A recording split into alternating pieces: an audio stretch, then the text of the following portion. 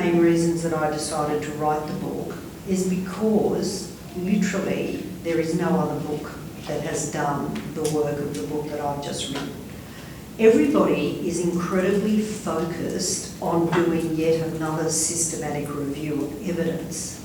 And I keep saying to people, why are we doing tooth fairy research?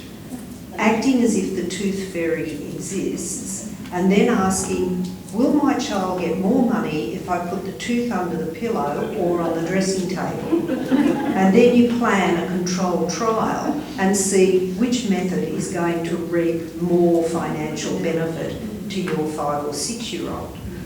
This is what they're doing. And I mean, I applaud the systematic reviews because they're all showing harm. They're showing a very poor ratio of risk to benefit. But all snake oils do the same thing.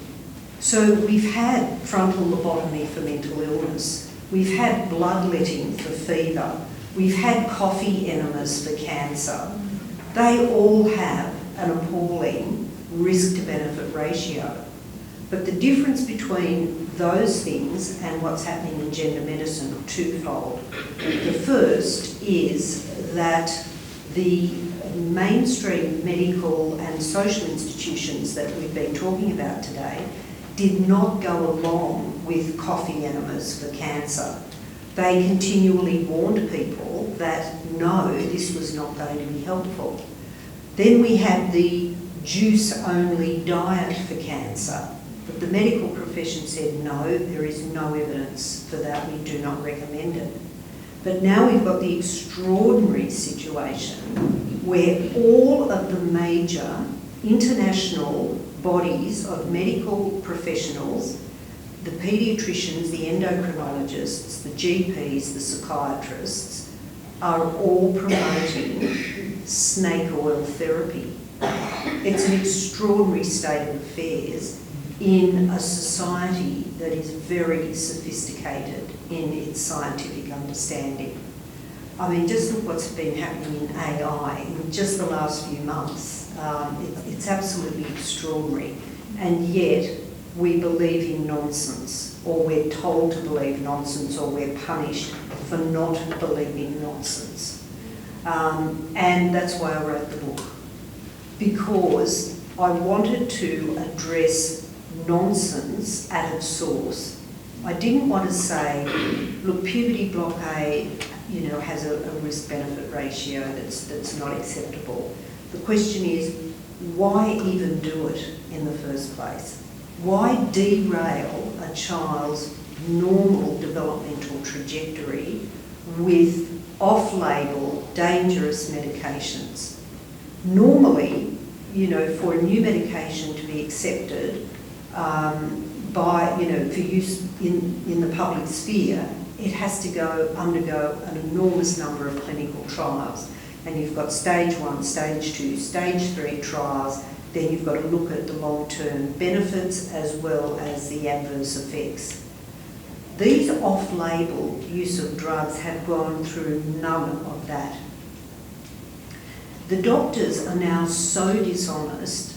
In order to get these cross-sex hormones prescribed to young people, they're saying that trans-identifying girls have a testosterone deficit and trans-identifying boys have an estrogen deficit, and therefore it is legitimate and helpful to prescribe these medications to those children.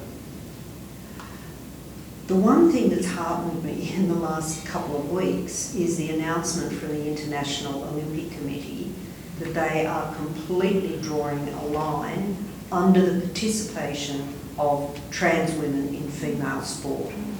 And I'm hoping that that is one of the little, Andrew was expressing some positivity and optimism earlier today, and we can put that in our little optimism basket, that they have finally come to their senses and said no, trans women do have advantages over biological women, and it's an unfair playing field.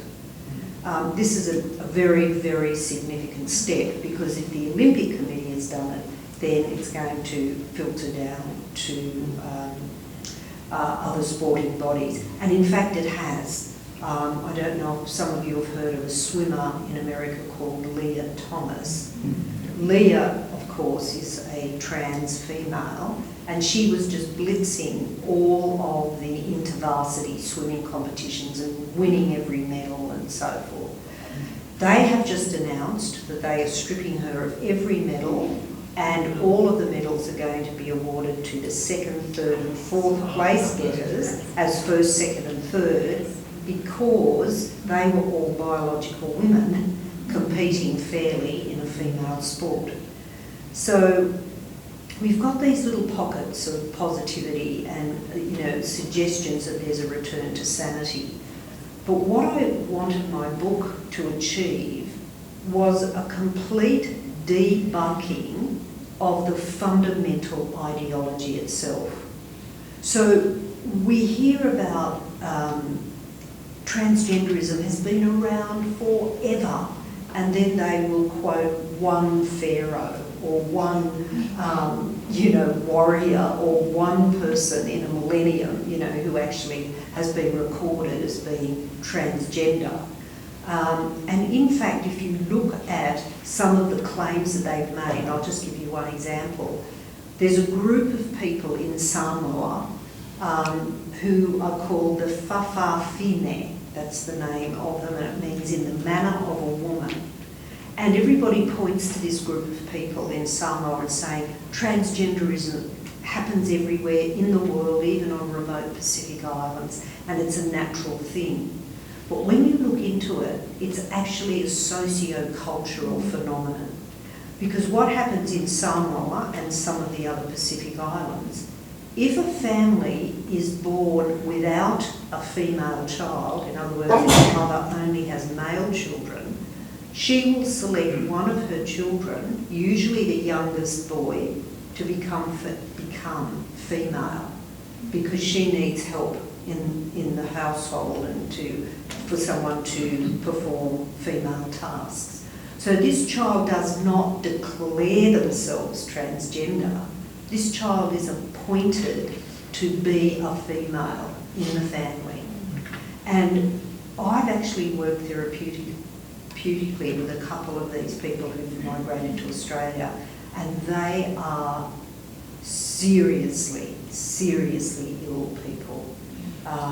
They are, totally gender confused, depressed, very low self-esteem, and some of them say that they've got such a horror of their own bodies and their own sperm that they can't function sexually. And so this is, the great evidence that we have that transgenderism is a reality just like homosexuality. So that's what my book is full of. I'm just saying, please read the evidence, please look at the literature, and don't just jump to, let's do some more research on whether cross-sex hormones are a good thing. No, what we have to do is look at the underlying theory. Just do what Louis Pasteur did.